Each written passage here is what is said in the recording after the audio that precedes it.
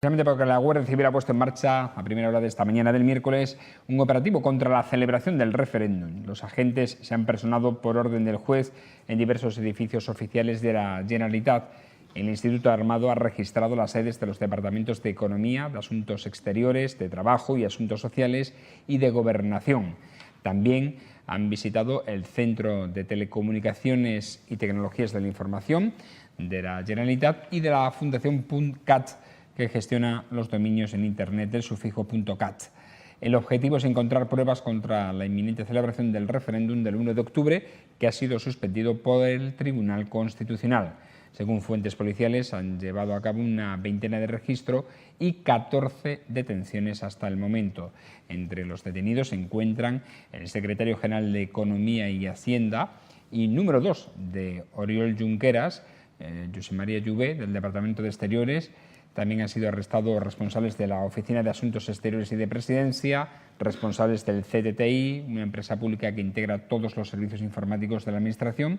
En Presidencia han sido detenidos el responsable del voto electrónico y el jefe del gabinete de la consejera Meritxell Borràs, y además han sido arrestados dos empresarios vinculados a una nave industrial en la que los agentes han encontrado papeletas y otro material vinculado al referéndum del 1 de octubre. Empezamos por ti, Domingo, sobre este asunto. ¿De qué has acabado tú hablando de Cataluña? Empieza hablando de Cataluña. Yo empiezo diciendo que esto no es un problema de Cataluña, ¿eh? ¿Qué va? Esto es un problema de España, de la nación española. Es decir, si uno tiene un accidente y se rompe un tobillo, no es un problema del tobillo, es un problema del cuerpo humano, si a mí me pasa, de mi cuerpo y concretamente de mi tobillo, del tobillo de mi cuerpo. Pero no es un problema del tobillo, porque el tobillo no tiene autonomía. El tobillo no tiene autonomía. Y cuando uno le da un infarto, no es un problema del corazón, es un problema de mi vida, de mi existencia como tal, como persona, porque puedo acabar como persona.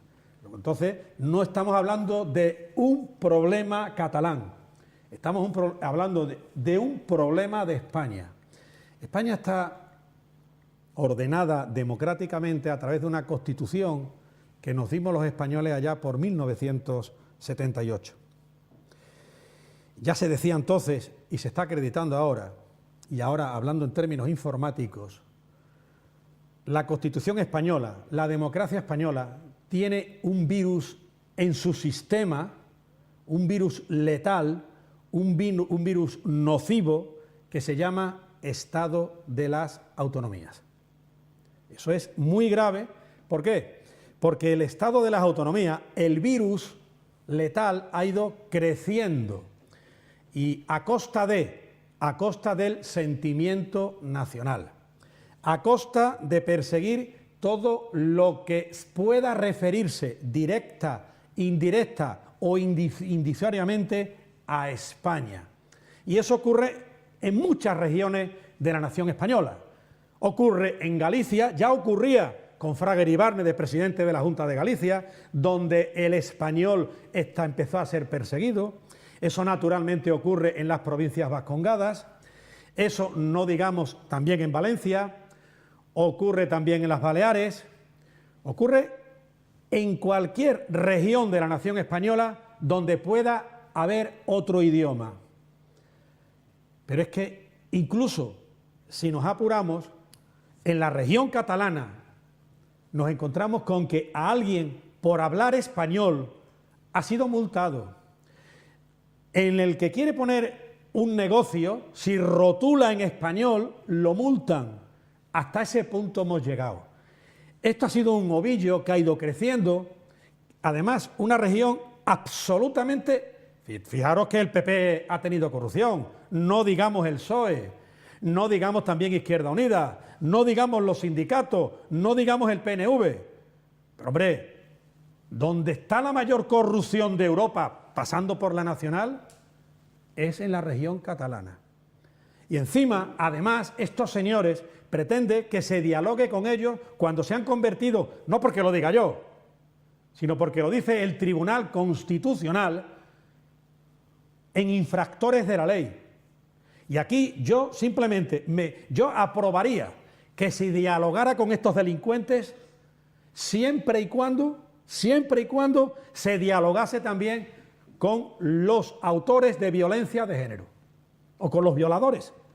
Vamos a hablar con ellos, diálogo, diálogo, diálogo. Hay personas, instituciones ocupadas por personas que no se puede dialogar. Y aquí hay que aplicar sencillamente el Estado de Derecho.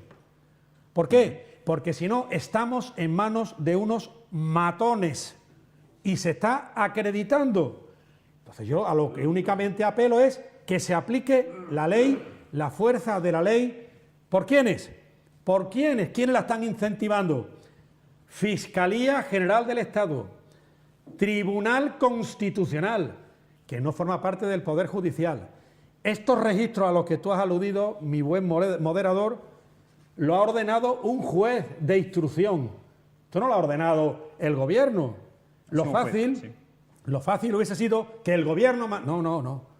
Y yo espero, por el bien de la nación española, de la que forma parte de la región catalana, que venga la cordura y que venga lo que es la ley. Porque claro, lo que no puede ser es que juguemos un partido de fútbol y uno quiere tener comprado al árbitro, quiere jugar con 22 jugadores y al otro equipo lo quiere tener con las manos atadas y con 7 jugadores, que es lo que quieren los delincuentes que están transgrediendo la ley y que están dando lugar a todo esto. Pero esto no es un problema de ahora, y termino. De todas formas, Domingo, esto es un problema símil futbolístico en este partido, a lo largo de la historia democrática, es que ha habido un equipo que no ha jugado, que es el equipo español, lo ha dejado hacer. Evidentemente, aquí ha habido una dejación de funciones desde el año 1983. ¿Por qué? Porque aquí se quiso hacer lo que fue el café para todos. Y aquí la bandera nacional, el espíritu de nación española sencillamente se ha roto. Y ya prácticamente no vale ni para el fútbol. Ya no vale ni para el fútbol. A eso hemos llegado. Y yo busco y quiero que haya cordura.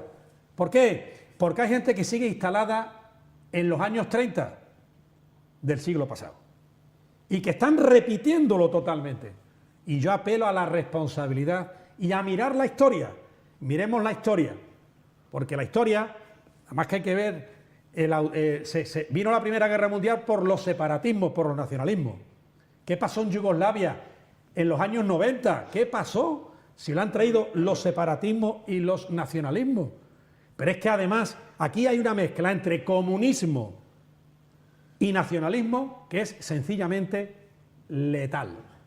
Bueno, 9 millones de papeletas han sido intervenidas y más de 1,5 millones de material sobre el referéndum también han sido intervenido en las últimas actuaciones. Juan. Pero después termino, ¿no? No, termina Antonio. Bueno. Termina Antonio. Yo, en primer lugar, soy partidario de que los catalanes... Perdona, y lo hago así porque cada vez voten. termináis en un tema distinto. Bueno, que quede claro, yo soy partidario de que los catalanes, en donde el 80% de la población catalana quiere votar, voten, porque el derecho a la democracia y el derecho a decidir no se puede detener, y detenerlo con represión como está haciendo el Partido Popular, a través de las instrucciones del Tribunal Constitucional, a través de las instrucciones de la Fiscalía, a través de la persecución a los alcaldes que quieren votar, etcétera, etcétera, etcétera. Eso lo único que hace es acrecentar la movilización de carácter independentista en Cataluña. Y partiendo históricamente de las cosas que han ocurrido en relación a Cataluña, en el año 2006, con Maragall se aprobó el Estatuto de Cataluña, que refrendó el Parlamento español, que refrendó el Parlamento catalán, que votaron los catalanes y que posteriormente el Partido Popular, recurriendo a todas las artimañas posibles, sobre todo, entre otras cosas, a recoger firmas a la salida de las iglesias, de las misas de sábado y domingo, y toda una serie de cuestiones, y con la denuncia ante el Tribunal Constitucional, que es un órgano político, que no es un órgano judicial, aunque lleve el nombre de Tribunal Constitucional, porque los representantes que están ahí, y especialmente el presidente de ese órgano judicial, es representante militante del Partido Popular. Entonces, Lo que no, el Tribunal Constitucional ese recortó y se cargó el Estatuto de Cataluña. Eso, seguido de toda una serie de cuestiones y otra serie de leyes que ha ido rechazando el Tribunal Constitucional, nos ha llevado a una situación en la que una parte muy importante de los catalanes, si antes era el 20%, ahora es un porcentaje muy superior, pues dicen, este Estado a nosotros no nos representa, no queremos saber nada con el Estado español, no con España ni con los españoles, sino con ese Estado español. Y todo eso, ante la atonía política del Partido Popular, dejando pasar la cosa, dando a entender que sin hacer nada se diluiría y sin hacer caso, Partido Popular y PSOE. Todo eso nos ha llevado a una situación que es con la que nos encontramos, en donde los catalanes dicen que quieren votar, que quieren el derecho a decidir, que quieren la democracia. Y entonces, ¿qué solución le damos? En vez de negociar, buscar una solución pactada, buscar soluciones en países democráticos del siglo XXI, porque ya sabemos lo que pasó en el año 36. En el año 36, inmediatamente que se plantearon una serie de cuestiones a nivel nacional relacionadas con las propiedades de las tierras, relacionadas con la educación, tal, como no había otra solución, se recurrió al golpe de Estado. Bueno, pues ahora, en vez de buscar soluciones de carácter democrático, soluciones en donde se tenga en cuenta el derecho a la democracia, que es como quieren los catalanes, pues se recurre a la represión. ¿Y qué es lo que va a hacer? ¿Cuál sería la solución en tu caso? Porque ya Domínguez ha apuntado que no es el diálogo, en tu caso, ¿cuál sería? Sí, ¿y qué es lo que va a pasar? Aquí pueden pasar dos cosas. Si el Partido Popular se sale con la suya, con creando este estado de represión que está creando, que está provocando ya una división entre el bloque constitucionalista, entre lo que es el PSOE, Ciudadanos y el PP, y lo hemos visto en el Congreso de los Diputados. Ayer. Y por otro lado está produciendo un enardecimiento de la sociedad catalana, en donde antes, si 1.000 personas salían a la calle, ahora salen 10.000. Si el Partido Popular gana vence en este enfrentamiento, en este país, no solamente Cataluña, sino las clases populares, vamos a tener más represión en todos los aspectos, en aspectos laborales, en aspectos sociales, que afectan a la educación, a la sanidad, etcétera, etcétera. Eso se va a acrecentar. Y en segundo lugar, si surge el movimiento catalán es capaz de implicar a la sociedad española, tendremos la posibilidad de dar paso a una república, de acabar con una monarquía corrupta, porque lo estamos viendo diariamente y cada vez más, en donde salen problemas, por un lado, si no es esto hoy, mañana es la Púnica, si no es Bárcenas es el otro, o sea, ya es una cuestión en donde la metástasis se ha extendido a todos los órganos del Estado. En definitiva, ¿solución para evitar esto? Bueno, pues hay que buscar un referéndum en donde sea los catalanes y el resto de los partidos políticos españoles, en donde se vote y se acepte libremente. Yo, desde mi punto de vista ideológico, y como yo muchas personas, pues estamos por una república federal en donde cabe Cataluña y caben toda una serie de pueblos, territorios de España que tienen una idiosincrasia y una diversidad cultural diferente. Entonces yo creo que de lo que se trata es que del Partido Socialista, la izquierda no debe dejar en manos de la burguesía catalana, que es la que está, digamos, dirigiendo esta cuestión, todo el proceso que estamos viviendo, y debe implicarse y exigir a Rajoy y al Partido Popular y al Estado español, porque al fin y al cabo Rajoy y el Partido Popular son un instrumento del Estado español, de que negocien y se busquen acuerdos para que Cataluña pues se integre y forme parte de un país que se llama España y que es plurinacional. Seguimos pulsando la opinión. Antonio. Vamos a ver, yo es que creo que las cosas hay que racionalizarlas, ¿no? O sea, no se trata, querido Juan, de echar un mitin desde una perspectiva leninista, yo he escúchame. echado un meeting, lo vale. mismo que lo ha echado Domingo y lo mismo que lo puedes echar No, tú, yo no voy a Antonio. echar un meeting, yo voy a analizar ya cuestiones está. A ver, objetivas. aquí cada uno echa un Cuestiones meeting como puede. objetivas, sí, pero es que una cosa es lo que tú quieres y otra cosa es lo que realmente está sobre la mesa. que está sobre la Y el mesa. procedimiento administrativo es el garante del Estado de Derecho. Y el Estado de Derecho es el garante de la democracia. Y aquí se ha aprovechado una situación de ventajismo, la crisis, una serie de cuestiones, España nos roba, para decir, me voy. No, yo vuelvo a Josep Fontana, las autonomías, las independencias se ganan en la guerra. Y entonces dijo Guerra no hace mucho, hace unos meses, hay que aplicar el 155 de la Constitución, suspender la autonomía, porque están jugando de forma, aunque tú lo veas como el que se puso en la Plaza Tiananmen delante del tanque con una rosa, con una flor, el tanque se lo llevó por delante. Eso Con lo es- cual, bueno, déjame. así lo estáis viendo Déjame. vosotros, No, yo no lo estoy viendo así porque que yo os no va a soy, arrastrar- yo no soy ni un facha ni un revolucionario, soy una persona normal Igual y que soy está yo. y que está y que Igual se que lo soy siente yo. se siente entristecido por algo que es injusto, descabellado, irracional, que una izquierda en Cataluña plantee la deriva desde los hermanos andaluces, extremeños o manchegos, es vergonzoso. Y efectivamente hay que conocer la historia de este país y cómo se han producido los hechos en ciertos momentos. Y hay dos elementos claves en este momento. Uno es en que se quería consumar un procedimiento que fuera por Internet para declarar la independencia y el Estado republicano, como hizo Company en el año 34. ¿no? Dentro del Estado Bien. español. No, pero el Estado español tiene una constitución, un sistema.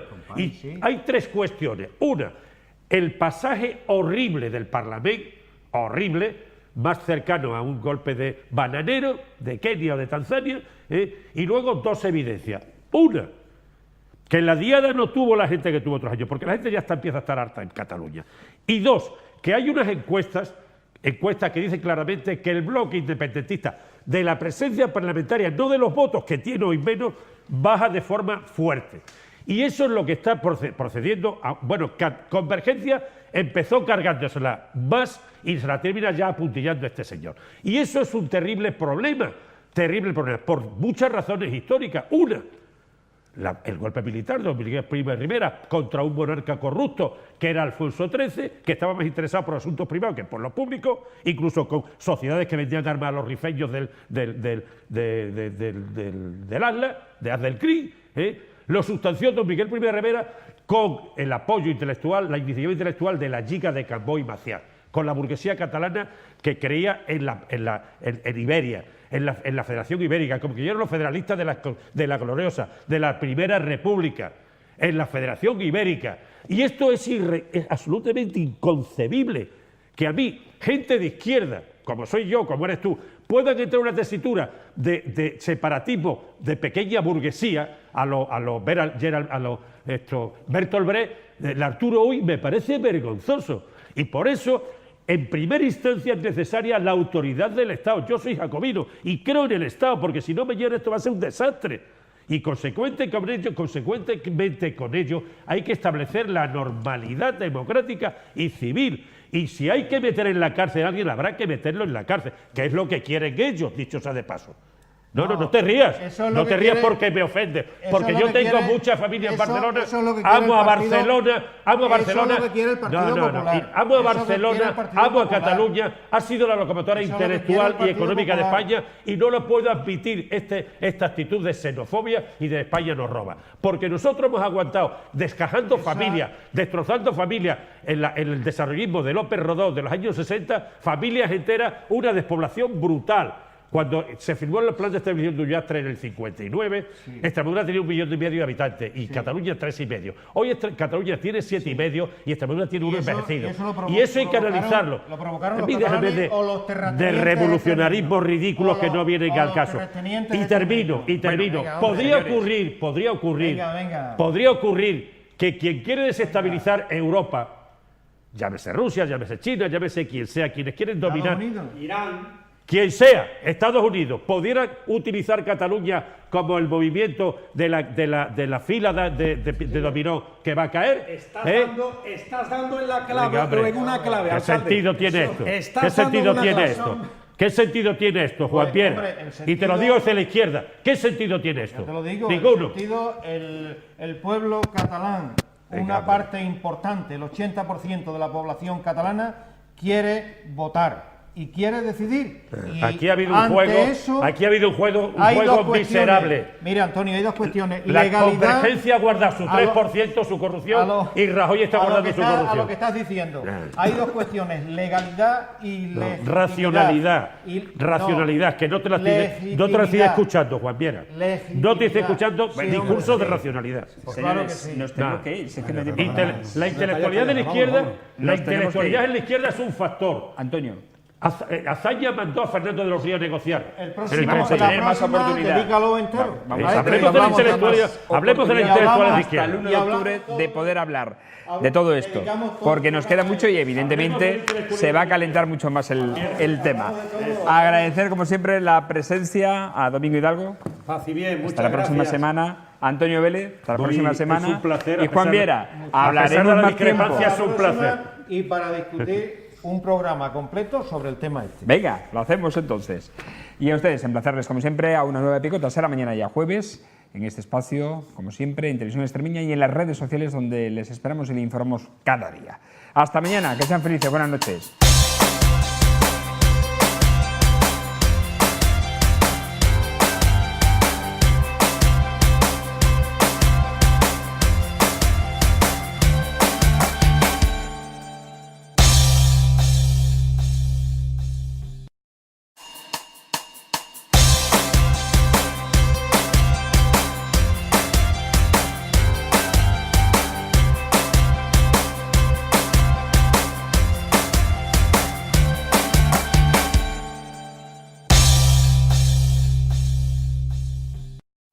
Cataluña es hoy noticia de nuevo por la detención de varios miembros del Ejecutivo y altos cargos del gobierno de Puigdemont.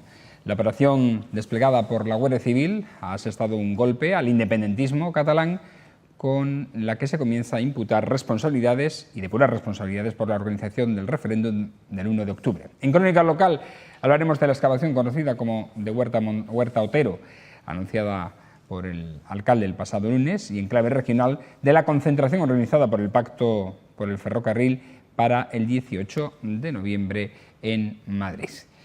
Y de lo que ha sido noticia también, porque la plataforma cívica Milana Bonita ha dicho que no asistirá a esta concentración por considerarla poco reivindicativa con el tren digno. Estos serán los tres temas de debates que vamos a analizar en este tiempo de picota. Hoy con nuestros picoteros de los miércoles. Están con nosotros Antonio Vélez, ¿cómo está? Buenas noches. Bueno, ¿Qué tal el verano? Bien.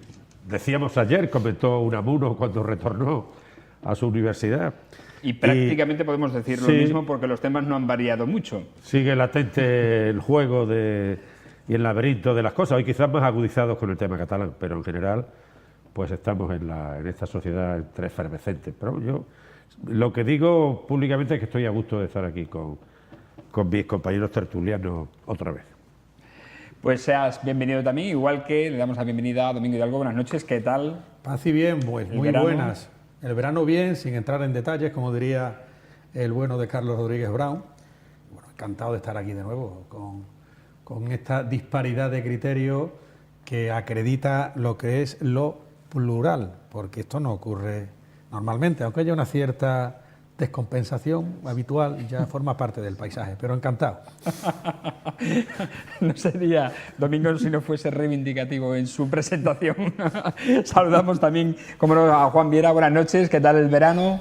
Bien, el verano bien, y volvemos con los mismos temas y prácticamente con la misma temperatura, ¿Sí? Porque las cosas no han cambiado tanto. El problema de la sequía es tremendo en Tierra de Barro y bueno, en toda España en general, pero sobre todo en aquella zona. Y bueno, esperemos a ver si cambia esto, porque ganas tenemos de que llueva abundantemente. Ha sido importante el descenso de producción de uva, un 40%, que es muchísimo. Afecta a los productores, agricultores y a los jornaleros, que lógicamente pues tienen menos días de trabajo y menos ingresos familiares, claro. Ciertamente. Bueno, pues vamos a comenzar ya hablando de arqueología, porque el alcalde de Mérida ha anunciado la excavación de la Huerta de Otero con cargo a los fondos DUSI en 2018. El gobierno de Antonio Rodríguez Osuna ha encargado al Instituto de Arqueología un proyecto de excavación, investigación y adecuación de este espacio. Y lo ha anunciado en la inauguración del primer día Maximiliano Macías, que esta institución ha organizado con el objetivo de reconocer la figura de este arqueólogo emeritense que fue clave en la recuperación y puesta en valor del yacimiento arqueológico de Mérida. El Instituto Arqueológico es un órgano adscrito a la Secretaría General de Ciencia, Tecnología e Innovación de la Junta de Extremadura. Por cierto, vamos por parte. Antonio, supongo que estarás de acuerdo con que se celebre este homenaje al reconocimiento a este arqueólogo emeritense. Sí, pero yo no quiero que se eludan dos gigantes de aquel momento, que son José Ramón Mélida y Álvaro Figueroa, conde de Romanones, porque si Romanones no les tuerce el brazo a los pachecos, las zonas cercanas al Teatro Romano no se venden, con lo cual igual estaba edificado como el Teatro Romano de Cartagena de Cádiz. Es decir, a mí me parece muy bien y el trabajo de mi amigo Pepe Caballero me parece excepcional, pero yo no sé por qué hay cierta obsesión con desligar el gran elemento político que en aquel momento una persona de la grandeza de Ramón Mélida, pintado por Pinazo y por Soraya, es un gigante con una gran influencia política y es el determinante. Entendamos que Maximiliano Macías es un ecónomo interior, tiene una presencia muy inmediata, tiene la logística de la acción y el juego de las cuentas, pero no olvidemos a esos dos gigantes, que son José Ramón Mélida y Álvaro Figueroa, conde de Romanones.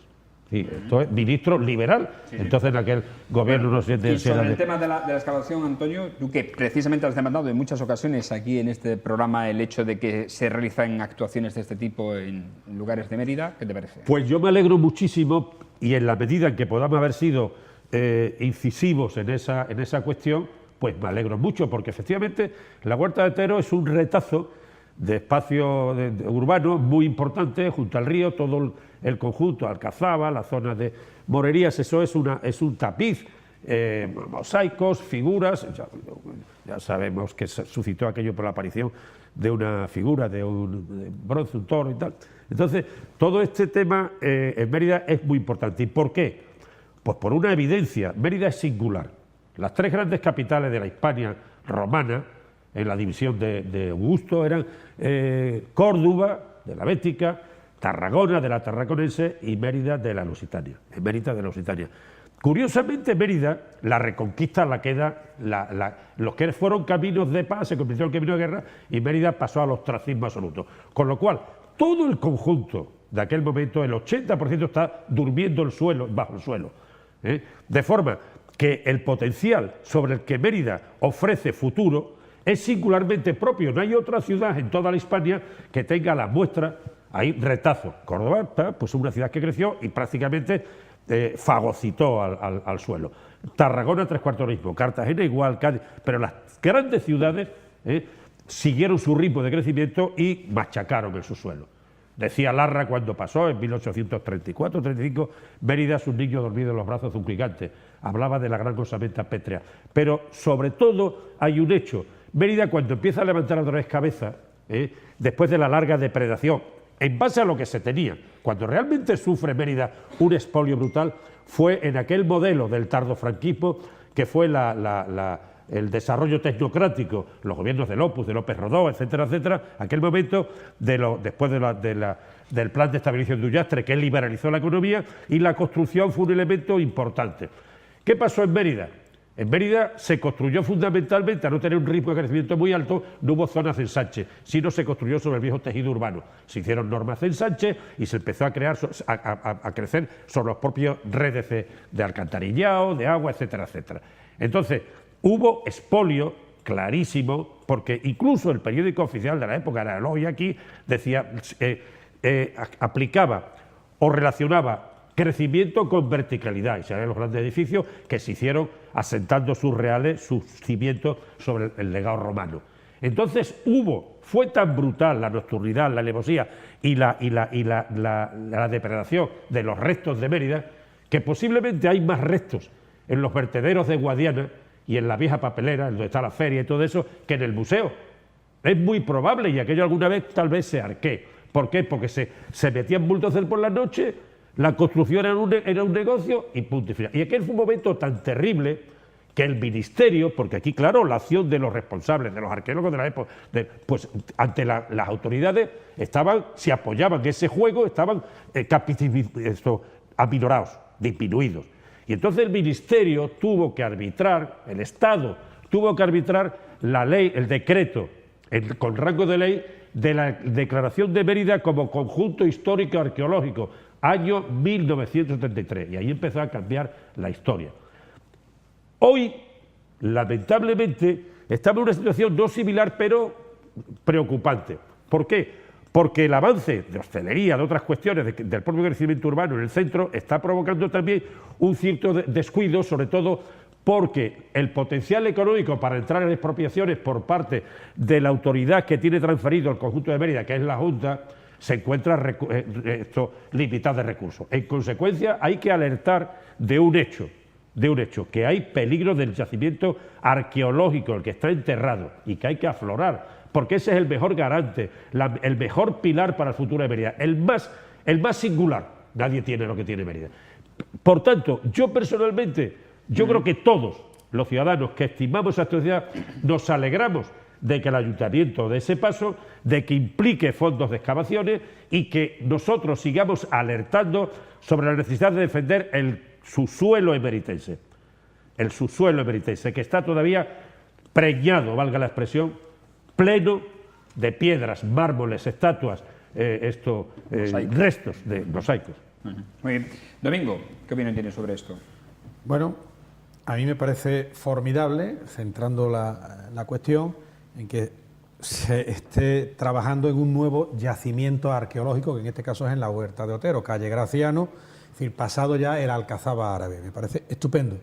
Aquí hemos hablado que estaba eso, parece bastante parado. Me refiero a los yacimientos o iniciar algunos nuevos.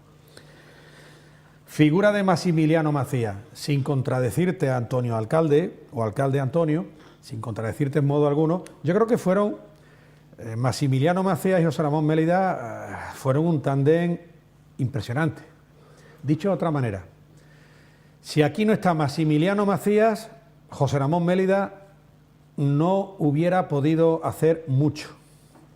No digo ya en el caso del conde de Romanones, era el contacto político, era después el erudito, el muy erudito a nivel nacional, que estaba dirigiendo una serie de excavaciones, Sagunto, Mérida, otras, Tarragona muy probablemente, y en otros lugares, si no Itálica, pues me quedaría probablemente corto. Y después el currito, vamos a llamarle el currito, el que estaba a pie de obra, el funcionario municipal depositario, que fue Maximiliano Macías. Yo sigo reivindicando y no me canso de hablar bien del libro Miguel Caballero, se llama Pepe Caballero. Pepe Caballero, siempre le digo Miguel, Pepe Caballero, un gran libro que se encuentra ahora mismo a la venta, libro carísimo, no por nada, sino porque es un volumen espectacular, que se encuentra a la venta en la oficina de información de ahí del Teatro Romano. Desde aquí yo ya emplazo al consorcio que bien podría hacerse ese libro en una edición, vamos a llamarle más barata, para poder... De bolsillo, que es más barata. O cuando menos que no tenga ese material de papel tan caro. Es decir, hacerlo más factible, que no sea el típico libro que se le regala a una autoridad cuando viene, sino que sea un libro que cualquier emeritense o turista pueda decir, lo compro, porque tenga un precio al que pueda acceder, porque es un libraco, pero el contenido yo recomiendo su lectura, no me cansaré. Después, también yo ya desde aquí, con estas primeras jornadas o jornada que ha habido sobre Maximiliano Macías, yo desde aquí apelo al consorcio para, si ha habido unas ponencias, esas ponencias se publiquen, esas ponencias se vuelquen, como se diga, o se cuelguen de alguna página web del consorcio, de quien sea. Es decir, que esto no sea para 4 elegidos, sino para el que quiera acceder a ello. Y el consorcio, otra de las obligaciones que tiene es divulgar el tema de los yacimientos. También que si se va a hacer un yacimiento, que se haga un seguimiento popular. Yo no digo con esto que haya un comité popular, no, sino que se publicite. Hay una revista del consorcio, creo que es mensual o bimensual, que a mí me gustaría verla como antes, regalándose en los kioscos de prensa, como ahora se está regalando un periódico Mérida, creo que se llama, en el que Antonio Alcalde escribe, todo, no sé si es mensual o semanalmente, mensualmente, bueno, y está a disposición del que quiera cogerlo en los kioscos de prensa o está en la puerta de los juzgados, muy probablemente esté en más de un organismo público para el que quiera que la coja. Sobre todo en organismos públicos donde haya esperas, esas esperas eternas, como yo ya desde aquí digo, pues los centros de salud, incluso el hospital. Es una forma, bueno, pues que el consorcio también se publicite y eso es muy interesante. Y después desde aquí denunciar, tú has dicho antes, tema de hostelería, alcalde Antonio, en que la hostelería o los negocios de hostelería están un poco ahora dando lugar cuasi a que se repita lo que ocurrió antaño, que era que tapar los yacimientos y los monumentos para seguir adelante. Hombre, yo desde aquí denuncio, desde ya, es algo, porque aquí como estamos convirtiendo lo habitual en lo anormal en habitual, pero no por eso lo habitual deja de ser anormal, aunque sea muy habitual. Me parece absolutamente anormal, por mucho que haya una norma o por mucho que haya una autorización legal para ello, que el Alcazaba se esté utilizando desde hace años, lo ha hecho el PSOE, lo ha hecho el PP y lo sigue haciendo el PSOE, como aparcamiento de coches de altos cargos. Y eso hay que decirse. Cuando la gente va por Graciano y ve cómo entran coches en la Alcazaba árabe, romano no, eso me parece vergonzoso. Vergonzoso. Sencillamente vergonzoso. Lo que pasa es que como no se ven porque están detrás de la muralla, pues quizá haya que hacer como la canción de Ana Belén, abre la muralla y todo eso, ¿no? Hombre, ya está bien de hacer cosas que creo que es que dan de ojo. Y también de la Alcazaba, ya menos mal que no ha sido así, pero durante años el Alcazaba se convirtió en un bar de copas nocturnas. Eso hay que decirlo. Yo te he oído a ti denunciarlo, alcalde Antonio. Sí. Estas cosas me parecen vergonzosas. Es como si ahora se pone aparcamientos en la entrada del Teatro Romano para que vayan los altos cargos y puedan aparcar justo detrás del escenario y que en el peristilo, por detrás del Teatro Romano, se ponga un bar de copas o un restaurante, porque a alguien le da por eso. Te creo que vamos a ser serios. Y todo lo que sea seguir adelante con la investigación, mejor. Pero vamos a popularizarlo. Vamos a hablar ahora del ferrocarril, porque hemos conocido que la plataforma ciudadana Milana Bonita, que ha protagonizado varias protestas para reivindicar un tren digno en la región, no está de acuerdo con el planteamiento de la concentración que se celebrará en Madrid el 18 de noviembre. Este colectivo considera insuficiente la protesta convocada por el Pacto Social y Político por el Ferrocarril de Extremadura. Por este motivo, no descarta realizar sus propias acciones reivindicativas.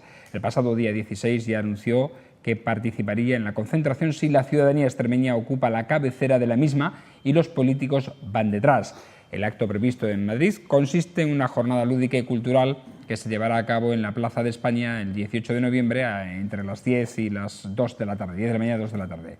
En su opinión, Extremadura, en la opinión queremos decir de la plataforma ciudadana Milana Bonita, lleva décadas sufriendo unas conexiones ferroviarias pésimas que se han ido acortando a lo largo del tiempo. Por eso que la protesta, dice, sea quedar en Madrid para hacer juegos, escuchar música y rapsodas no pasa de ser una protesta descafeinada.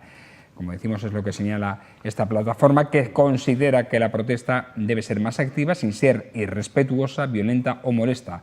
Por ello piden al Pacto por el Ferrocarril que piensen un poco más y que sean más creativos. ¿Debe estar la ciudadanía delante de la cabecera o debe ir detrás? Al final es una concentración porque no va a haber manifestación. Vamos a ver qué opina de esto Juan Viera, que hasta ahora no ha opinado. Bueno, yo respecto a lo anterior estoy totalmente de acuerdo con lo que comentan ellos, porque poco puedo aportar yo en el asunto de la huerta de Otero, pero indudablemente estoy de acuerdo con la reivindicación que hacen tanto Antonio como Domingo sobre el hecho de revitalizar la difusión cultural de todas las actividades relacionadas con el patrimonio histórico-artístico de Mérida y promover y llevar a cabo pues, la investigación de los yacimientos, etcétera, etcétera, ¿no? Totalmente de acuerdo y poco puedo aportar. Respecto a esto, pues bueno, que aquí el asunto parece ser que se limita a que el grupo Milana Bonita, que no sé quiénes son, que es un conjunto de personas de Plasencia, vayan delante o detrás de la manifestación. Yo creo que la cuestión es más compleja que todo eso y el entramado pues tiene más trasfondo, ¿no? Ahora últimamente parece ser que por parte del ministro de Fomento se empiezan a hacer declaraciones sobre inversiones futuras, siempre inversiones futuras, para el año 2018, para el año 2019, en las infraestructuras ferroviarias con el fin, en unos casos, de electrificarla, en otros casos de modernizarla, etcétera, etcétera. Pero yo creo que aquí el papel no se trata de que vayan unos ni vayan otros, sino que por parte de la Junta de Extremadura y por parte de los partidos políticos extremeños, de una vez se acabe lo que hemos llamado aquí muchas veces la subalternidad respecto a Madrid y se reclame con fuerza pues inversiones en las infraestructuras ferroviarias, que bueno, que sí, que hay que hacer manifestaciones, que hay que llevar a Madrid la reivindicación de los extremeños para que el Ministerio tome nota y la población en general sepa, que ya lo sabe de antemano, que en Extremadura pues estamos hecho un desastre en la cuestión de infraestructuras ferroviarias. Pero yo creo que se necesitan acciones contundentes de otra manera, ¿no?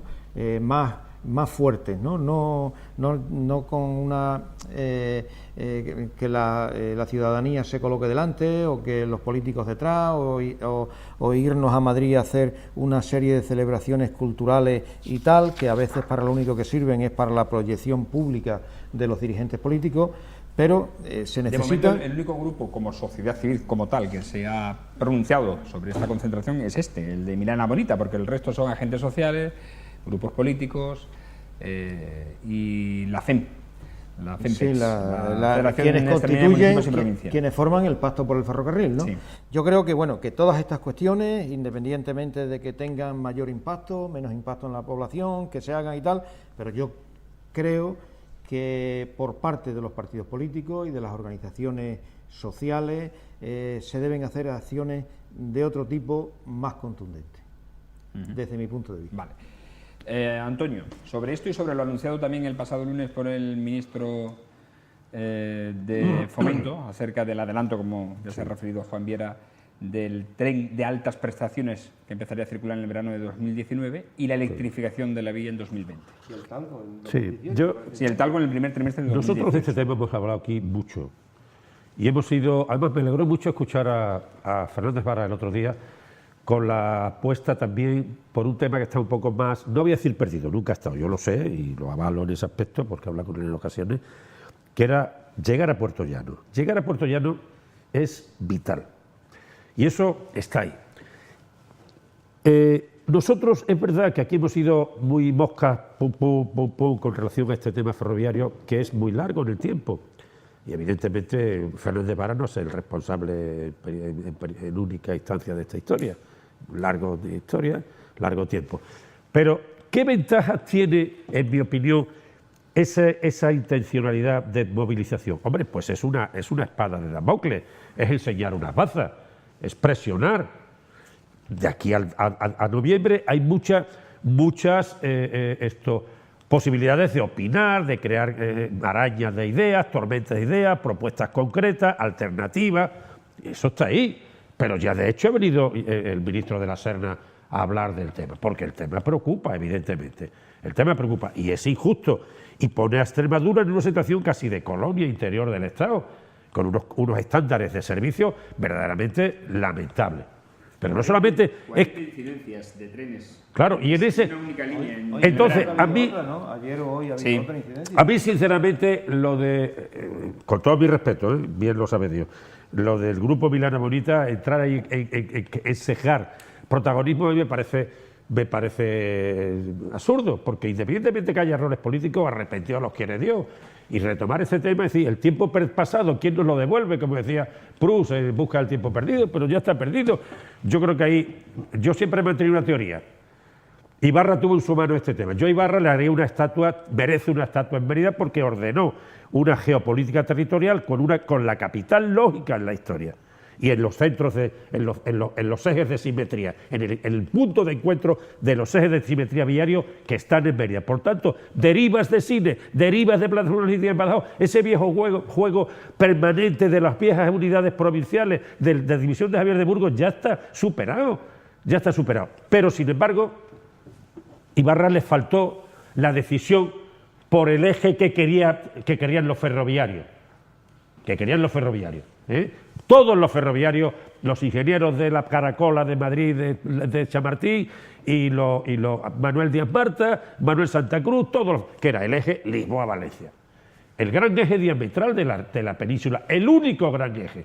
No hay otro eje diametral como el que va de Lisboa, por Badajoz, Mérida, La Serena, la Siberia, donde vaya hasta Brazatortas, donde enlazaba con el AVE, hasta Alcázar de San Juan para enlazar en Valencia, Alborchón, que tiene de Alborchón a Córdoba hay 130 kilómetros, y de Sevilla, que a Mérida no se puede tardar lo que se tarda, porque hay que enlazar en el conjunto de la península, en el conjunto de la península, y en el conjunto también de la logística de los puertos, que los grandes puertos son Algeciras y Valencia. Con lo cual, ahí faltó una decisión poderosa. Renfe quería ese eje, y los portugueses también, porque los portugueses tenían un problema, que era entroncamiento, la Y, con Oporto, entroncamiento, porque para venir aquí y no tener ese corredor que le lleva al eje mediterráneo a Córdoba, porque de Alborchón a Córdoba hay 130 kilómetros. De Cabeza del Buey a Córdoba, en una línea que está trazada, salvo unos kilómetros que se liquidaron cuando la subida al Muriano, la renovación de aquella carretera de salida de Córdoba. 130 kilómetros. Pero de Córdoba a Málaga hay AVE por el Valle del Guadalhorce y tarda 40 minutos. Quiere decirse que se podía llegar al centro de Málaga, a Málaga ciudad desde Mérida, desde el punto central de la región, en 2 horas y media. O sea, esto es revolucionario. Y a los portugueses les interesa venir a Mérida para Sevilla, por si no tienen que ir por Faro, que eso es imposible. Y en Alborchón llegar a Córdoba al conjunto del sur. Y en Brazatorta a Madrid, y en Alcázar de San Juan a Valencia. Y en ese juego, a mí no me parece correcto que un director del turismo haya apostado por hacer verde la ruta de Plasencia a Astorga. Para mí, para mucha gente que hemos vivido la cultura ferroviaria, hay que recuperar esos 200 y pico kilómetros que hay entre Plasencia y Astorga, porque el resto, hasta Sevilla, Cádiz, Huelva, y de Astorga, Benavente, Asturias, Galicia, está ahí. ¿Por qué Extremadura tiene que sufrir la amputación de un tramo de ferrocarril que tiene 200 y pico, 250, 300 kilómetros? Plasencia, Astorga. Eso hay que demandarlo ahora, aunque sean velocidades de 160 en diésel. Es decir, Extremadura necesita una maraña, y hay gente que levanta la mano y dice: oiga usted, el AVE está muy bien, pero el AVE como elemento consustancial, logístico, complementario, Lisboa-Porto, Portugal con Madrid, porque Extremadura no da flujos para ese tema. Pero, sin embargo, sí tiene flujos rurales de una cantidad de poblaciones que necesitan el ferrocarril, recuperar viejos enlaces. Es decir, en resumen, a mí me parece, termino, muy importante la iniciativa que se ha tenido de visualizar que Extremadura es capaz de meter 10.000, 15.000, 20.000 personas el 18 de noviembre, porque exige un tema. Y yo creo que Viana Bonita puede tener parte de razón, porque aquí se ha perdido tiempo, pero ya no vale no vale poner ninguna piedra. Pongan ustedes a los políticos en cuarta fila, en sexta fila, pero a los extremeños nos interesa que el ferrocarril sea una asignatura aprobada y no pendiente. Domingo, ¿qué opinión tienes de este tema? Bueno, yo en primer lugar voy a entrar en lo que se refiere a la forma y después en cuanto al fondo, en cuanto a la forma. Dice que es una protesta Milana Bonita, desde luego en Mérida, la primera vez que oímos, y no sé si en Extremadura, en Plasencia serán muy conocidos. Nada tengo contra Milana Bonita. Han hecho varios actos en Madrid, en la estación de Atocha. Bien, muy bien, fenomenal. ¿Y a qué le llaman una protesta que no sea descafeinada ni insuficiente? Porque lo que viene a criticar es una concentración legal que se va a hacer en la Plaza de España de Madrid el día 18 de noviembre, si Dios quiere. Bien. Para que sea suficiente, ¿qué tienen que hacer? ¿Algún tipo de escrache, por ejemplo? Para que sea suficiente, hay que cortar el tráfico. Para que sea suficiente, hay que insultar y sacar en las redes sociales a los responsables políticos y administrativos de Adif, de Renfe o al ministro que sea y a los consejeros de fomento de las diferentes autonomías implicadas? Hay que incluso señalarlos con una diana y habrá que a lo mejor quemar algún contenedor para que sea suficiente y no descafeinada una protesta.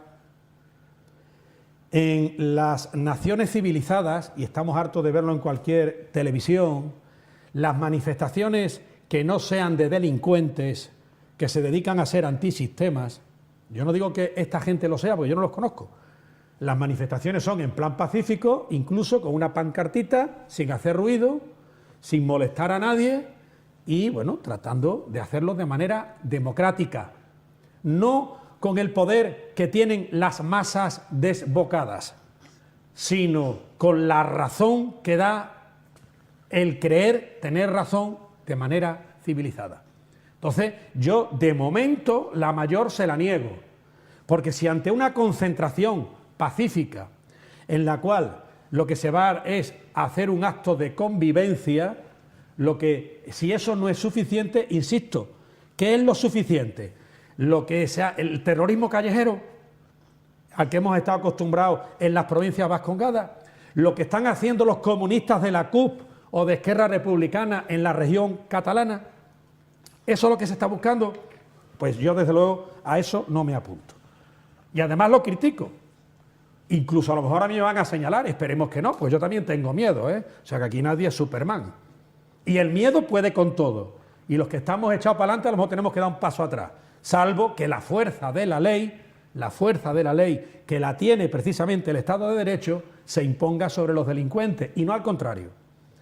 Bien, ahora vamos al tema del ferrocarril, tan hablado, tan manido. Esto ya es un tema que llevamos más de 30 años con esta película, ¿eh? Toda la democracia y ya está exactamente igual que al final del franquismo, porque no nos engañemos, las vías ferroviarias en la región extremeña es como cuando uno va a un restaurante o a un hostal, el cual no tiene ya cuarto de baño incluido en la habitación ni aire acondicionado. Nadie va a una pensión de ese tipo. Ya tiene que ser, va el que no puede ir a otro sitio. Entonces, la red ferroviaria en Extremadura es la que hay. Pero aquí tenemos culpa todos, todas las administraciones. Y ahora yo me pregunto, ¿realmente ante la realidad de unos servicios ferroviarios infradotados, cómo se consigue en Extremadura una rentabilidad social al ferrocarril? Y estoy con Antonio Alcalde.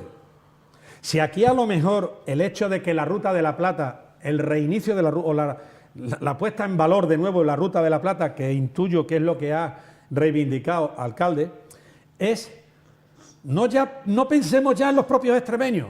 Vamos a pensar de una santa vez en la nación española. Vamos a tener un poquito de sentimiento nacional, siquiera sea para tener un tipo de egoísmo para querer a Extremadura. Vamos a emplazar la Ruta de la Plata de nuevo para que la gente pueda subir, como antiguamente, de Sevilla a Gijón, lo que pasaba con la Ruta de la Plata. El AVE que era Madrid-Lisboa. ¿Por qué se ha ido jorobando? Porque los portugueses no han querido empobrecerse más, porque no iban a poner un duro. O lo pone Europa o no lo ponen ellos. Entonces, a lo mejor tendremos que empezar en el poco a poco. A lo mejor hay que irse apuntando a los ferrocarriles de altas prestaciones, que no tenga que ser un AVE. Estoy contigo, ojalá podamos ir a Madrid o podamos viajar en tren a Sevilla y a tantos sitios con una media de 150, 140 kilómetros por hora, que no se consigue ni tan siquiera en coche. Entonces, vamos a tener un poquito de mesura. Y ya el último apunte. Transporte de mercancías, esencial. Pero es que nos creemos que las empresas de transportes por carretera se van a quedar de brazos cruzados ante el auge del ferrocarril. Pero estamos viendo lo que está pasando con los taxistas y con Uber y con esas empresas. Y estamos viendo lo que está pasando con las empresas de autobuses, con el BlaBlaCar que la gente ya viaja en una gran mayoría a través del internet y haciendo el BlaBlaCar Vamos a empezar a poner los pies en el suelo. Porque aquí Aquí cualquiera monta una plataforma que inmediatamente se autotitula sociedad civil, naturalmente intenta conseguir una subvención para que lo paguemos entre todos. Entonces, vamos a intentar ser serios. Ferrocarril sí, pero desde la seriedad.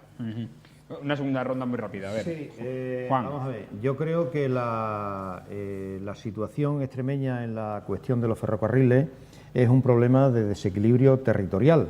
En este país hay una serie de territorios que por el desarrollo histórico, el desarrollo económico y social, pues no ha interesado, se han quedado atrás por diversas circunstancias, porque económicamente quienes disponían y tenían los medios, los recursos para invertir, en fin, no les ha interesado pues que Extremadura fuera una zona, una región con un desarrollo equivalente en términos medios al de otros territorios de este país. Y entonces han derivado sus inversiones pues hacia el País Vasco, hacia Cataluña, hacia el propio Madrid, en las grandes zonas industriales de Madrid, de la periferia de Madrid, etcétera, etcétera. Entonces, ¿qué es lo que ocurre? Que el problema del ferrocarril está ligado a la propia situación económica de Extremadura. Y si en Extremadura no hay industria, no hay movimiento económico, pues los ferrocarriles se han ido abandonando y no han sido necesarios. Entonces, ahora que planteemos la recuperación de los ferrocarriles... Una falta también quizás, Juan, de inversión, las dos cosas. Sí, sí. De inversión en el ferrocarril. Exactamente, ¿no? Entonces, es importante que ahora seamos conscientes de la necesidad de los ferrocarriles, del transporte ferroviario para personas, para mercancías, etcétera, etcétera. Y ante esta reivindicación que ha surgido con fuerza en Extremadura en estos últimos meses, el Gobierno de España tampoco quiere dejar de lado su rédito electoral, tampoco quiere perder terreno en este aspecto. Entonces empieza a ofrecernos una serie de cosas que no sabemos si las cumplirá o no las cumpliremos. Es de esperar que se cumplan, ¿no? El caso es, desde mi punto de vista, que todo eso debe ir ligado a un desarrollo económico, a unas inversiones públicas. Y vuelvo a reclamar que para que haya desarrollo ferroviario tiene que haber inversiones públicas. Y eso la Junta de Extremadura y los partidos políticos de esta región deben asumirlo y dejar de estar sometidos a la dictadura de Madrid, por llamarlo de alguna manera, entre comillas, ¿no? De otro modo, vamos a seguir exactamente igual. Se harán unas reformas mínimas en las estructuras ferroviarias para callarnos la boca, haremos 4 movimientos, nos manifestaremos en Madrid y todo lo demás. Pero el fondo de la cuestión, el desarrollo de esas infraestructuras ferroviarias, debe ir ligado al desarrollo económico. Si no, no tiene mucho sentido todo esto. Antonio. Bueno, efectivamente, esto es un tema muy largo en el tiempo y quizás yo sugiero que lo toquemos más veces. Estoy de acuerdo con de aquí a 18 de con noviembre Domingo, porque hay un momento, yo estaba en aquel momento, yo estaba ahí, sería un crío, pero estaba en el mundo institucional, en la alcaldía, en la concejalía, bueno, y recuerdo perfectamente que hubo mucha tensión por parte de la UGT para modernizar todo el sistema con un medio de alta velocidad, sin llegar a la historia que al final se llegó Sevilla-Madrid, que parecía razonable y funcionó bien. Pero esto se apostó, yo cuando digo Ibarra tenía que haber la aplicación, le faltó decisión en ese sentido, pero sin embargo tuvo una decisión clara con respecto a lo que era la demanda, que era el sistema de autovías. Extremadura tuvo una red de autovías que curiosamente en las dos más importantes se cruzan en Mérida, razón evidente de la geocentralidad de Mérida, para todo, para el ferrocarril también, porque son elementos coadyuvantes ambos, intermodales, y eso no se entiende cuando... En fin, yo no lo entiendo, pero sin embargo sí entiendo que en aquel momento hubo unos problemas tremendos, porque el juego necesariamente tenía que venir con Portugal, y Portugal, con el problema de Oporto, tenía necesariamente que tener un cebo, y el cebo era ir a Puerto Llano, ir por Alcázar de San Juan a Valencia, ir a Córdoba por Alborchón, ir a Sevilla por Mérida, y seguir por la Pero ¿qué ocurrió?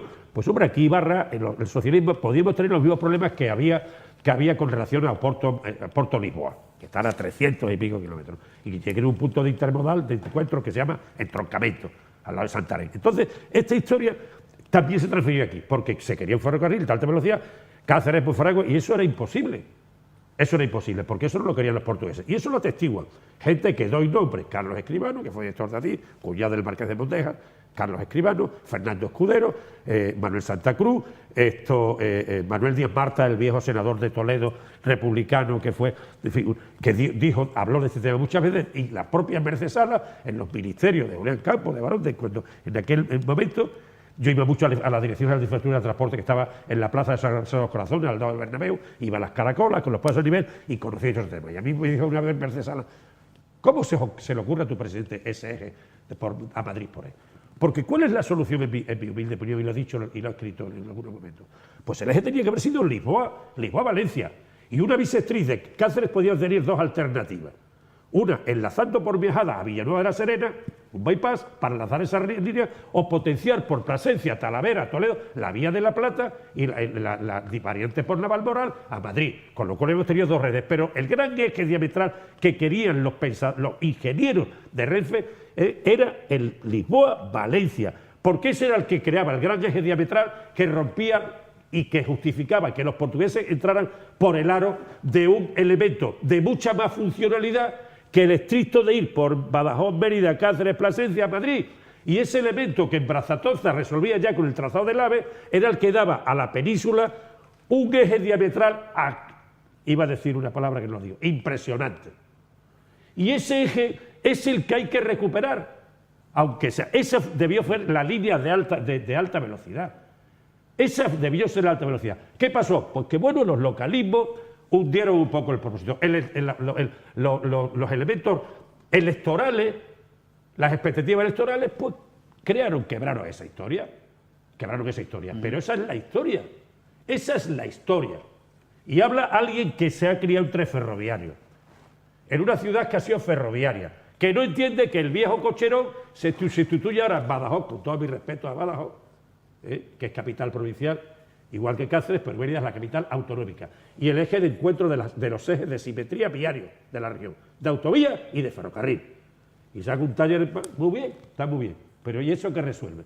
Entonces hay que ir a Sevilla, hay que ir a Puerto Llano, hay que ir a Valencia, hay que ir a Córdoba, y hay que ir a Salamanca y a Astorga. Ese es el conjunto, en medias o altas velocidades, pero eso es el tiempo que bien decía Domingo que se ha perdido. Bueno, al menos el avance de la línea a la que tú te referías ya se ha hecho y se va a invertir al parecer en ella. Cuando yo digo de una bisectriz que hubiera permitido que Cáceres, que obsesivamente jugaba su baza, y lo entiendo, pero un día lo que ha dicho Domingo del conjunto, porque como el Estado de Autonomía siga por el ritmo que va, el concepto jacobino del Estado se va a ir a hacer puñetas. Y en eso estoy de acuerdo con él. ¿Por qué? Pues porque interesa la inmensa mayoría. Y Cáceres ahí jugó, obviamente, bien en sus intereses. También estaba mal porque había perdido la línea de Valencia de Alcántara, igual que perdimos el resto, la conexión con el Cantábrico, injustamente, por una decisión de un gobierno socialista, lo digo abiertamente. Igual que los gobiernos socialistas lucharon por generar infraestructura como la red de autovías de Extremadura, que es fantástica, y las redes regionales y provinciales, fantásticas. Fantásticas, mejor que en muchas regiones más ricas. Pero, sin embargo, el ferrocarril sigue teniendo un lastre tremendo de concepción, de análisis de las rutas, de los trazados, tremendamente negativo para la toma de decisiones.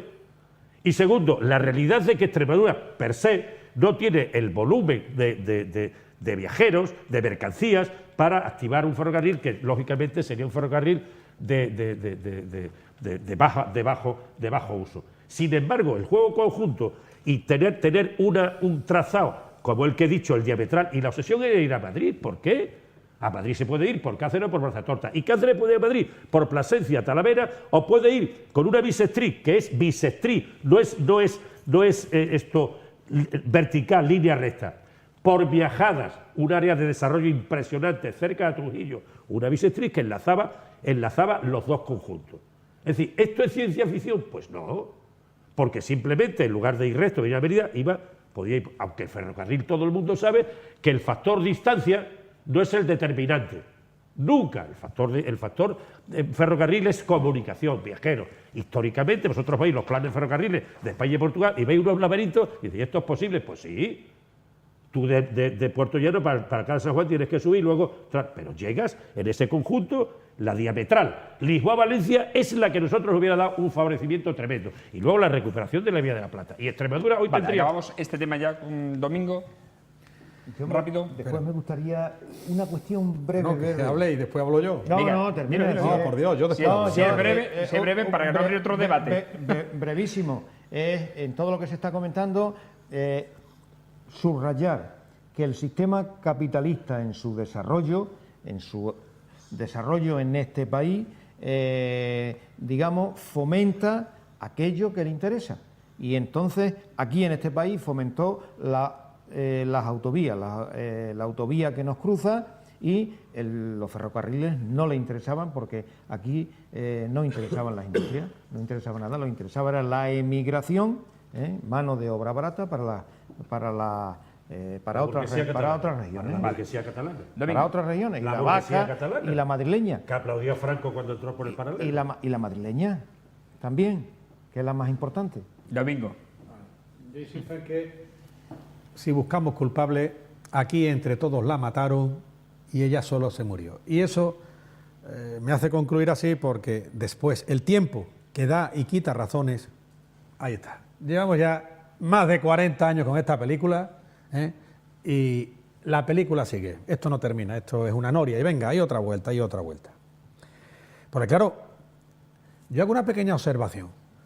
Todos los que ahora están reivindicando, y por supuesto no me refiero a Antonio Alcalde, a quien te honra lo que has dicho, que el PSOE fue el que cerró determinadas vías, probablemente lo veo muy necesario, o sea, yo no le veo mala intencionalidad, pero claro, hay que destacar siempre el silencio de los corderos. Manifestación en Madrid o concentración en Madrid, pero muchos de estos, en los 8 años de Rodríguez Zapatero, guardaron silencios como corderos. Casualmente, ahora sí, que lo hagan. La libertad de expresión y de manifestación y de concentración, ahí está, ¿no? Que se ha hecho todo y se hace todo y se sigue haciendo todo en clave electoral. ¿Qué estamos descubriendo? ¿Qué estamos descubriendo? Si aquí tenemos una partito sindicatocracia que no mira ni tan siquiera para un medio plazo de 10 años, si aquí se mira para ver qué hacemos dentro de 3 meses y el que venga atrás carré, nada más que hay que ver cómo está la deuda pública.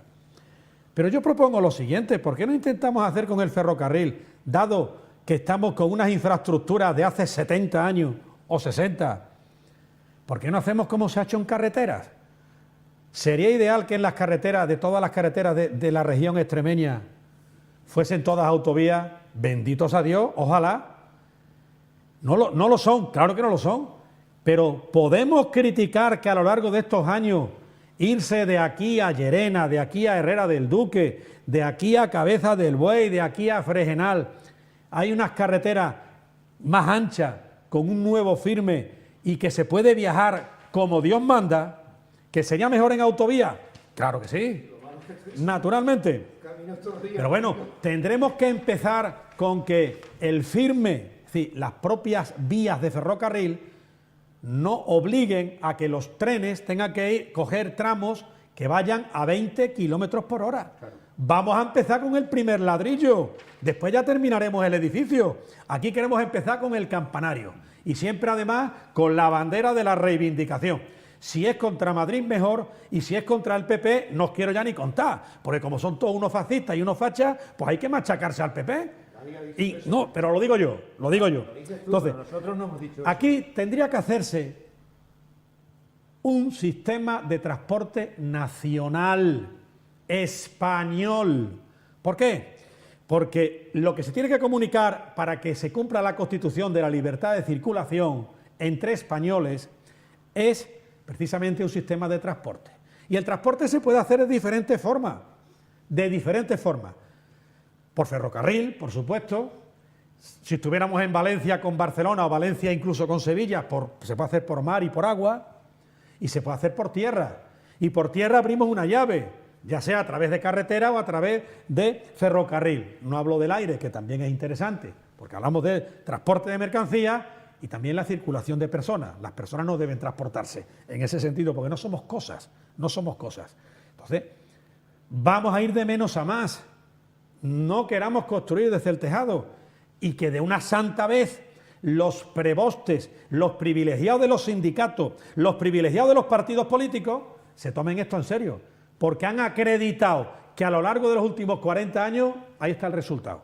Por sus hechos los conoceréis, como dice el Evangelio. Luego hay que resolver una cuestión, decir una cuestión.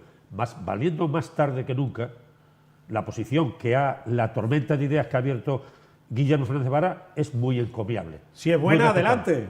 Y las buenas comunicaciones y el buen transporte lo tienes de Madrid con Barcelona, de Madrid con el País Vasco y de Madrid interiormente. Pero sin embargo, Extremadura, como es una región que no ha interesado para nada económicamente, solo para mano de obra, lo que ha tenido es un tren y autobuses para llevar gente de Extremadura a Barcelona y de Extremadura a Madrid. Y eso es así. Y eso no es un problema de todos por igual, sino es un problema de clases sociales. La clase social que ha dirigido este país y la dueña de los recursos de este país es la que nos ha llevado a la situación que tenemos en Extremadura, con la aceptación y la subalternidad, como he comentado antes, de muchos dirigentes políticos, del PP y del PSOE. Bueno, Con el visto bueno de izquierda, vamos a otro asunto. Termino. Que no nos da tiempo de hablar de Cataluña. Ya tenemos que... Curiosamente, quienes mejores comunicaciones tienen son las regiones privilegiadas de la nación española. La región catalana y la región de las provincias vascongadas. Es curioso. Es decir, a los privilegiados todavía más. Y encima, en una región se está desarrollando en vivo y en directo, pagado por el resto de los españoles, un golpe de Estado que estamos pagando entre todos. Ahora hablamos en absoluto. Ahora hablamos de Cataluña, precisamente porque la Guardia Civil ha puesto en marcha, a primera hora de esta mañana del miércoles, un operativo contra la celebración del referéndum. Los agentes se han personado por orden del juez en diversos edificios oficiales de la Generalitat. El Instituto Armado ha registrado las sedes de los departamentos de Economía, de Asuntos Exteriores, de Trabajo y Asuntos Sociales y de Gobernación. También han visitado el Centro de Telecomunicaciones y Tecnologías de la Información de la Generalitat y de la Fundación .cat, que gestiona los dominios en Internet del sufijo .cat. El objetivo es encontrar pruebas contra la inminente celebración del referéndum del 1 de octubre, que ha sido suspendido por el Tribunal Constitucional. Según fuentes policiales, han llevado a cabo una veintena de registros y 14 detenciones hasta el momento. Entre los detenidos se encuentran el secretario general de Economía y Hacienda y número 2 de Oriol Junqueras, Josep María Jové, del Departamento de Exteriores.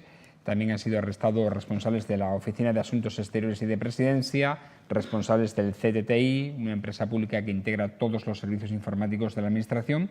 En Presidencia han sido detenidos el responsable del voto electrónico y el jefe del gabinete de la consejera Meritxell Borràs, y además han sido arrestados 2 empresarios vinculados a una nave industrial en la que los agentes han encontrado papeletas y otro material vinculado al referéndum del 1 de octubre. Empezamos por ti, Domingo, sobre este asunto. ¿De qué has acabado tú hablando de Cataluña? Empieza hablando de Cataluña. Yo empiezo diciendo que esto no es un problema de Cataluña, ¿eh? ¿Qué va? Esto es un problema de España, de la nación española. Es decir, si uno tiene un accidente y se rompe un tobillo, no es un problema del tobillo, es un problema del cuerpo humano, si a mí me pasa, de mi cuerpo y concretamente de mi tobillo, del tobillo de mi cuerpo. Pero no es un problema del tobillo, porque el tobillo no tiene autonomía. El tobillo no tiene autonomía. Y cuando uno le da un infarto, no es un problema del corazón, es un problema de mi vida, de mi existencia como tal, como persona, porque puedo acabar como persona. Entonces, no estamos hablando de un problema catalán, estamos hablando de un problema de España.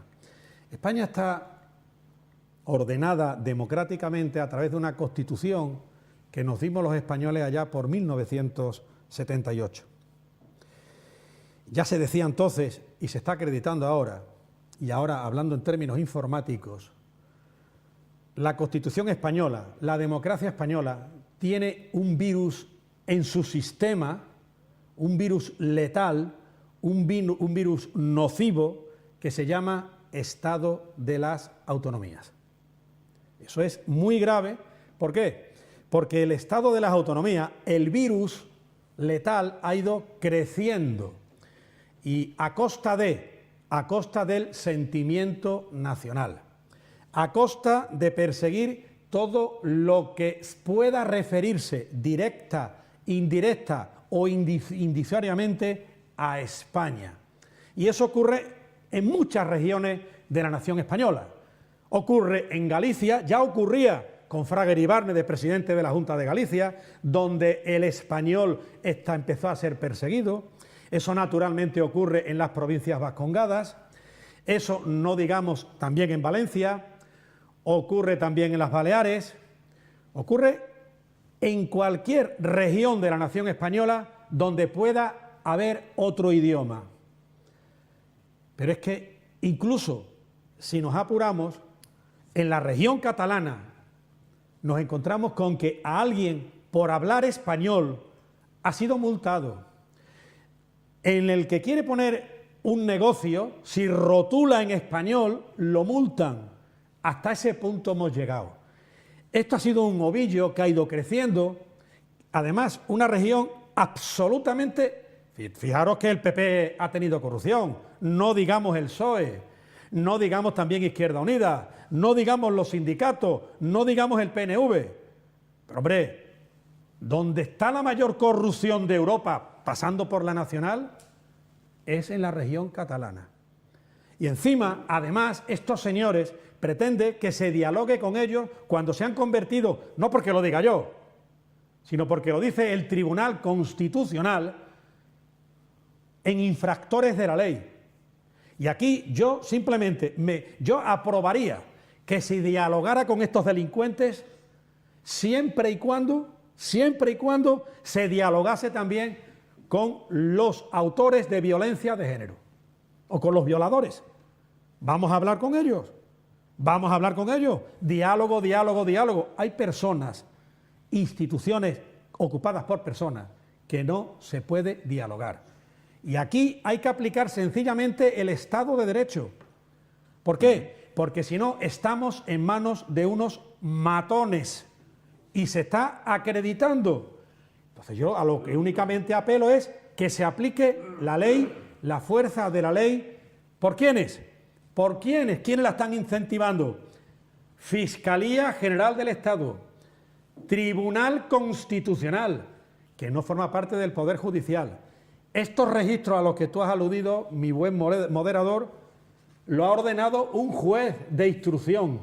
Esto no lo ha ordenado el gobierno. Lo fácil hubiese sido que el gobierno... No. Y yo espero, por el bien de la nación española, de la que forma parte de la región catalana, que venga la cordura y que venga lo que es la ley. Porque claro, lo que no puede ser es que juguemos un partido de fútbol y uno quiere tener comprado al árbitro, quiere jugar con 22 jugadores y al otro equipo lo quiere tener con las manos atadas y con 7 jugadores, que es lo que quieren los delincuentes que están transgrediendo la ley y que están dando lugar a todo esto. Pero esto no es un problema de ahora, y termino. De todas formas, siguiendo, Domingo, tu símil futbolístico, sí, en este partido, a lo largo de la historia democrática, es que ha habido un equipo que no ha jugado, que es el equipo español, lo ha dejado hacer. Evidentemente, aquí ha habido una dejación de funciones desde el año 1983. ¿Por qué? Porque aquí se quiso hacer lo que fue el café para todos. Y aquí la bandera nacional, el espíritu de nación española sencillamente se ha roto. Y ya prácticamente no vale ni para el fútbol. Ya no vale ni para el fútbol. A eso hemos llegado. Y yo busco y quiero que haya cordura. ¿Por qué? Porque hay gente que sigue instalada en los años 30 del siglo pasado y que están repitiéndolo totalmente. Y yo apelo a la responsabilidad y a mirar la historia. Miremos la historia, porque la historia, además que hay que ver, vino la Primera Guerra Mundial por los separatismos, por los nacionalismos. ¿Qué pasó en Yugoslavia en los años 90? ¿Qué pasó? si lo han traído los separatismos y los nacionalismos. Pero es que además aquí hay una mezcla entre comunismo y nacionalismo que es sencillamente letal. Bueno, 9 millones de papeletas han sido intervenidas y más de 1,5 millones de material sobre el referéndum también han sido intervenido en las últimas actuaciones. Juan. Pero después termino, ¿no? No, termina Antonio. Termina Antonio. Bueno. Termina Antonio. Yo, en primer lugar, soy partidario de que los catalanes... Perdona, y lo hago así porque cada vez voten. termináis en un tema distinto. Bueno, que quede claro, yo soy partidario de que los catalanes, en donde el 80% de la población catalana quiere votar, voten, porque el derecho a la democracia y el derecho a decidir no se puede detener, y detenerlo con represión como está haciendo el Partido Popular, a través de las instrucciones del Tribunal Constitucional, a través de las instrucciones de la Fiscalía, a través de la persecución a los alcaldes que quieren votar, etcétera, etcétera, etcétera, eso lo único que hace es acrecentar la movilización de carácter independentista en Cataluña. Y partiendo históricamente de las cosas que han ocurrido en relación a Cataluña, en el año 2006, con Maragall se aprobó el Estatuto de Cataluña, que refrendó el Parlamento español, que refrendó el Parlamento catalán, que votaron los catalanes y que posteriormente el Partido Popular, recurriendo a todas las artimañas posibles, sobre todo, entre otras cosas, a recoger firmas a la salida de las iglesias, de las misas de sábado y domingo, y toda una serie de cuestiones, y con la denuncia ante el Tribunal Constitucional, que es un órgano político, que no es un órgano judicial, aunque lleve el nombre de Tribunal Constitucional, porque los representantes que están ahí, y especialmente el presidente de ese órgano judicial, es representante militante del Partido Popular. Entonces, lo que no, el Tribunal Constitucional ese recortó y se cargó el Estatuto de Cataluña. Eso, seguido de toda una serie de cuestiones y otra serie de leyes que ha ido rechazando el Tribunal Constitucional, nos ha llevado a una situación en la que una parte muy importante de los catalanes, si antes era el 20%, ahora es un porcentaje muy superior, pues dicen, este Estado a nosotros no nos representa, no queremos saber nada con el Estado español, no con España ni con los españoles, sino con ese Estado español. Y todo eso, ante la atonía política del Partido Popular, dejando pasar la cosa, dando a entender que sin hacer nada se diluiría y sin hacer caso, Partido Popular y PSOE.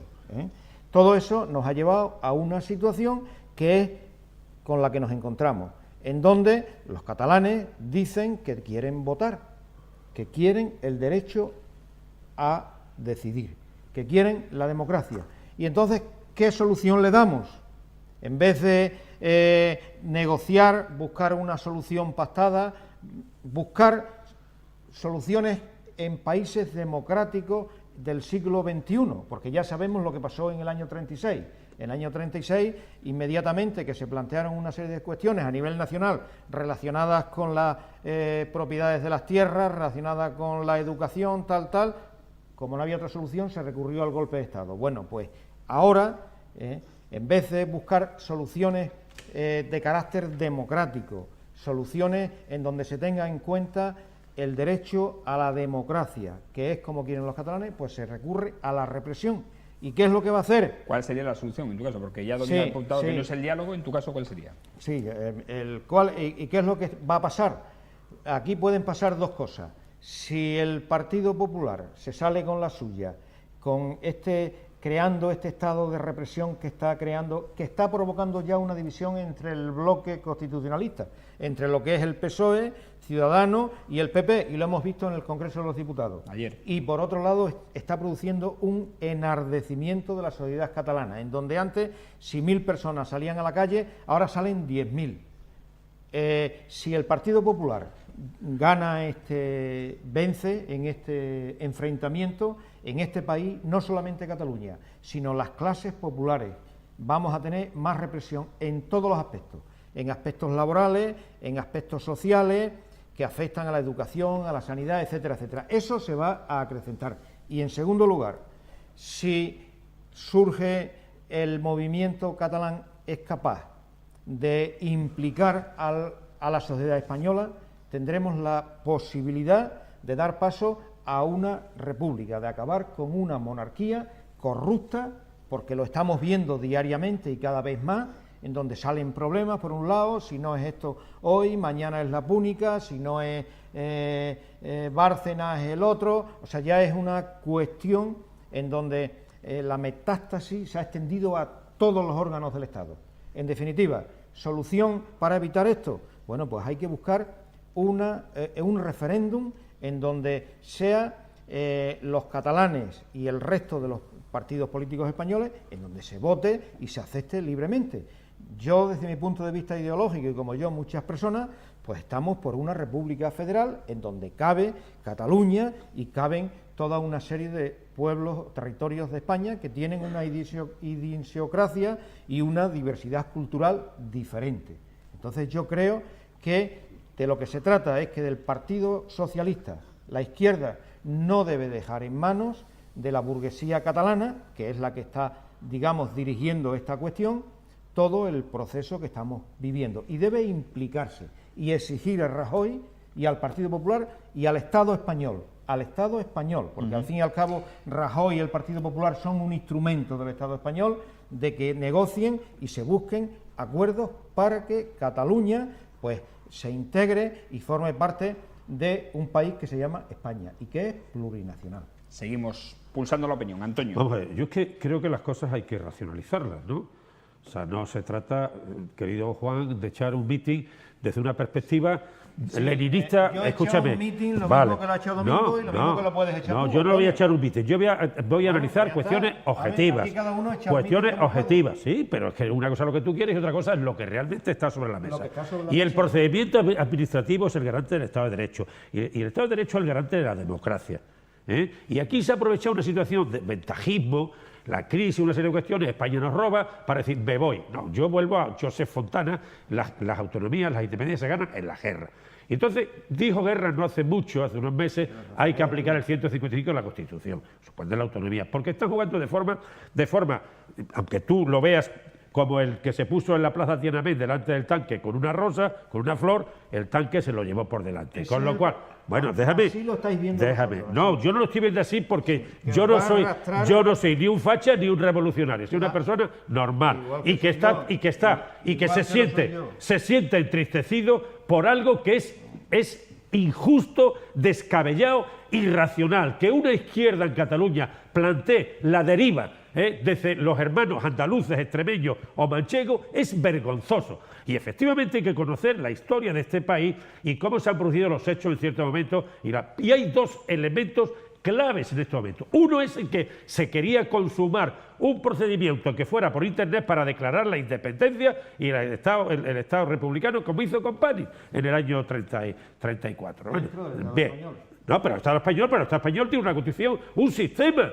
Y sí. hay tres cuestiones. Una, el pasaje horrible del Parlamento, horrible, más cercano a un golpe de bananero, de Kenia o de Tanzania, y luego dos evidencias. Una, que en la diada no tuvo la gente que tuvo otros años, porque la gente ya empieza a estar harta en Cataluña.